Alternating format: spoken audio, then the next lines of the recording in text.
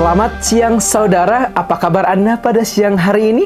Seputar Jawa Barat kembali hadir selama beberapa menit ke depan untuk memperbarui informasi Anda mengenai berita-berita terbaru dan teraktual pada hari Selasa 28 Desember 2021 bersama saya Ramdan Fauzi. Berikut seputar Jawa Barat. Preview.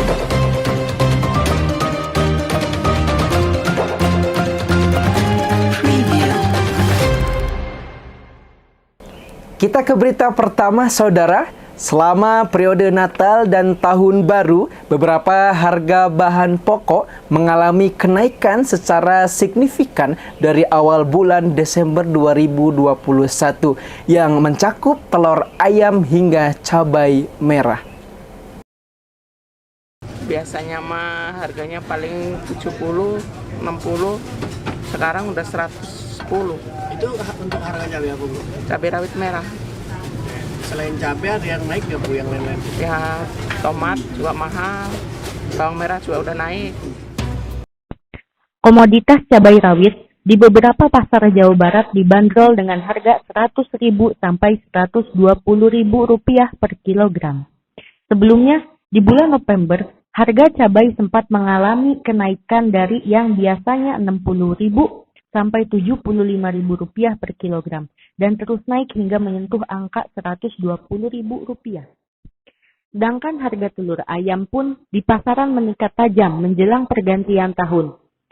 Sebagai catatan, pada 25 Desember, harga rata-rata telur ayam di pasaran berkisar Rp31.000 hingga Rp35.000 per kilogramnya.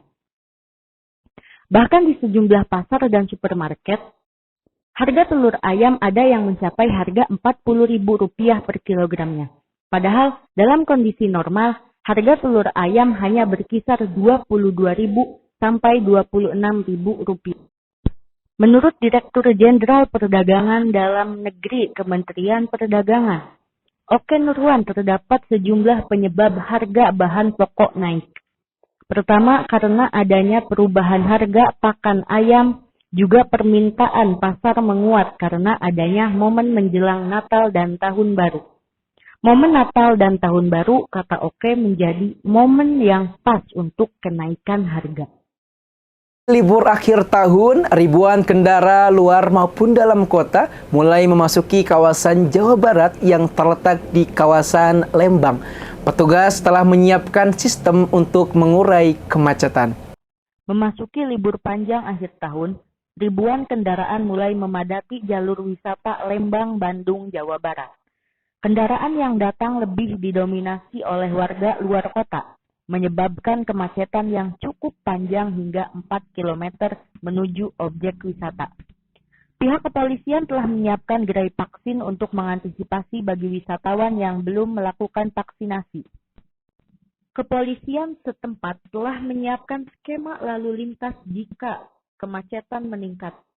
Pasalnya, pada libur Natal tahun ini, tidak ada kebijakan pemberlakuan pembatasan kegiatan masyarakat atau PPKM dan penutupan objek wisata. Pemerintah hanya mengimbau masyarakat dan pengelola objek wisata menerapkan protokol kesehatan yang ketat. Pihak kepolisian pun meniadakan penyekatan kendaraan baik di jalur tol, protokol maupun arteri. Kita masuk ke berita selanjutnya. Presiden Republik Indonesia Joko Widodo kembali meninjau langsung kegiatan vaksinasi COVID-19 yang kali ini digelar di Pondok Pesantren Miftahul Falah, Kabupaten Kuningan, Jawa Barat. Kegiatan vaksinasi ini diikuti oleh sebanyak 2.000 pelajar dan santri yang berasal dari berbagai sekolah dan pondok pesantren yang ada di kabupaten tersebut. Selain melakukan peninjauan, pada kesempatan itu Presiden Joko Widodo juga menyempatkan diri menyapa dan berdialog melalui konferensi video dengan perwakilan pengasuh dan santri dari pondok pesantren lain yang juga melaksanakan vaksinasi.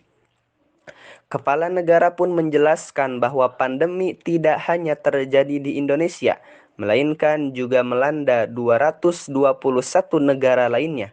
Oleh karena itu, Saat ini setiap negara berusaha keras untuk mendapatkan vaksin COVID-19 sebagai upaya pencegahan penyebaran COVID-19.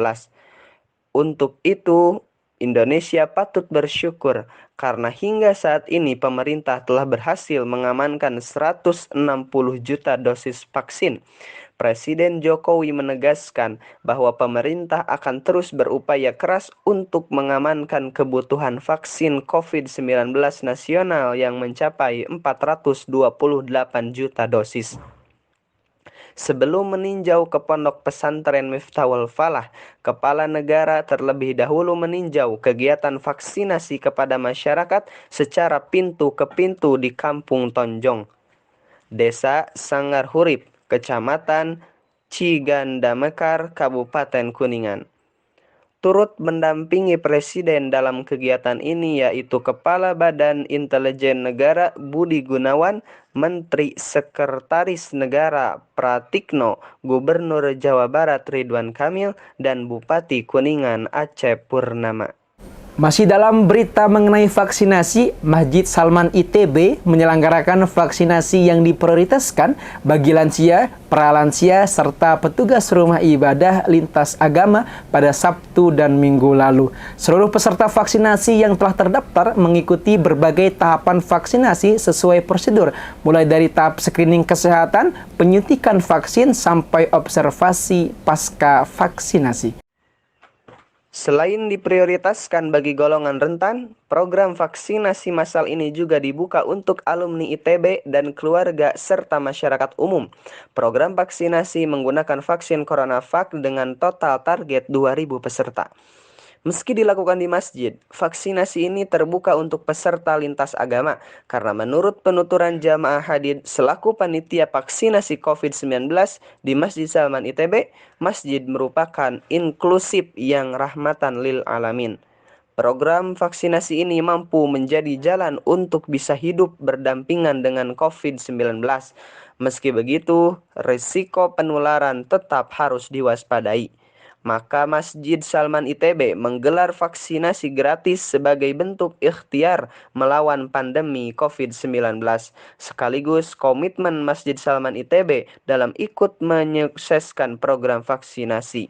Program ini adalah kerjasama Dinkes Kota Bandung dengan Masjid Salman serta dukungan berbagai pihak, yaitu HIPMI Jabar, Jabar Quick Response, IA ITB Jabar, Dekade 90 ITB, Dewan Masjid Indonesia, Forum Bandung Sehat, dan Dijum.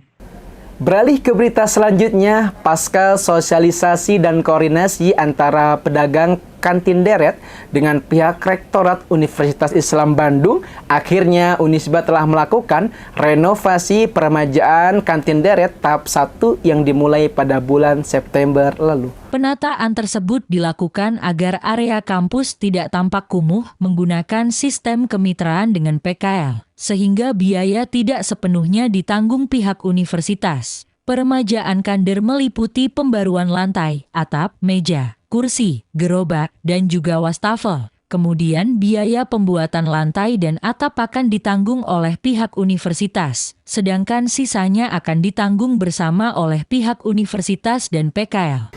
Memasuki awal bulan Oktober, rencana renovasi telah memasuki tahap pemasangan keramik. Lalu bagaimana kondisi perkembangan kantin deret sampai bulan Desember ini?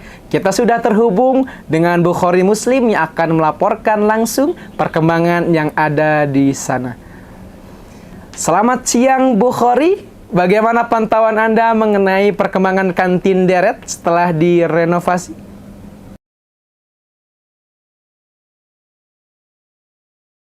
Selamat siang Ramdan dan juga saudara.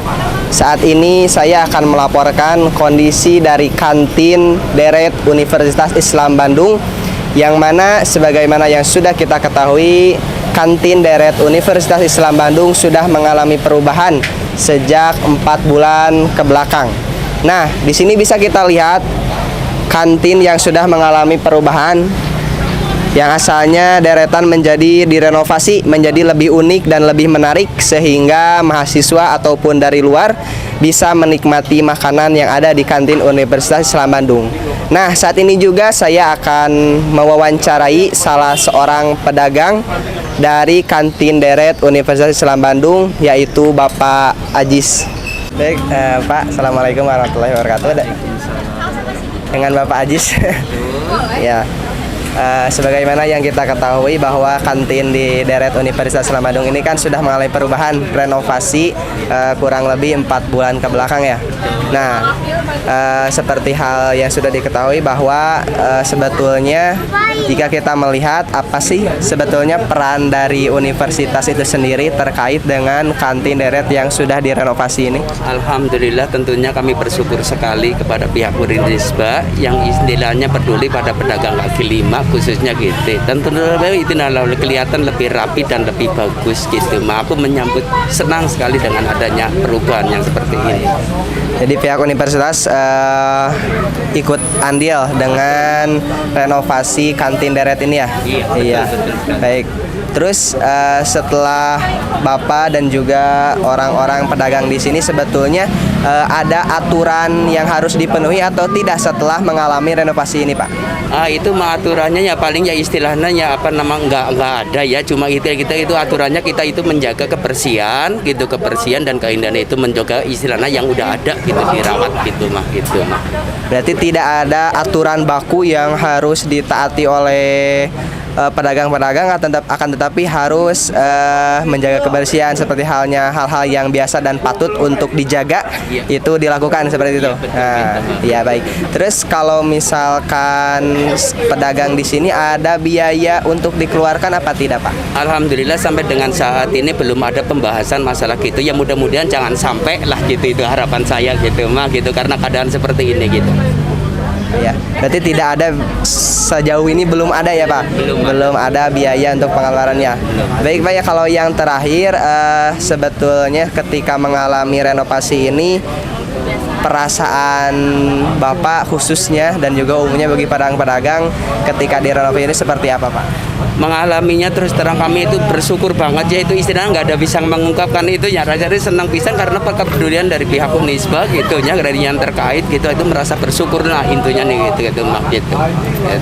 Harapan Bapak? Harapan Bapak mudah-mudahan untuk kedepannya di lebih baik ya, istilah lebih indah, lebih bagus lagi lah gitu gitu, lebih ramai khususnya untuk pedagang penjajan lah gitu gitu. Mudah-mudahan ya kayak ini setelah adanya musibah corona seperti ini kita mengalami cepat berlalu lah gitu intinya gitu. Baik, terima kasih Bapak sebelumnya. Itulah tadi bagaimana saya Bukhari Muslim melaporkan dari pedagang jus dari Pak Ajis, salah satu pedagang dari kantin deret Universitas Islam Bandung. Baik, tadi kita sudah mendengar wawancara dengan salah seorang pedagang Bapak Ajis dari deret kantin Universitas Islam Bandung. Mudah-mudahan harapan dari Pak Ajis dan juga harapan dari pedagang seluruhnya, ekonomi perdagangan semakin stabil kembali dan mudah-mudahan COVID-19 ini segera berakhir. Demikian Bukhari Muslim, saya kembalikan ke studio. Baik, terima kasih kepada Bukhari telah melaporkan langsung dari Universitas Islam Bandung.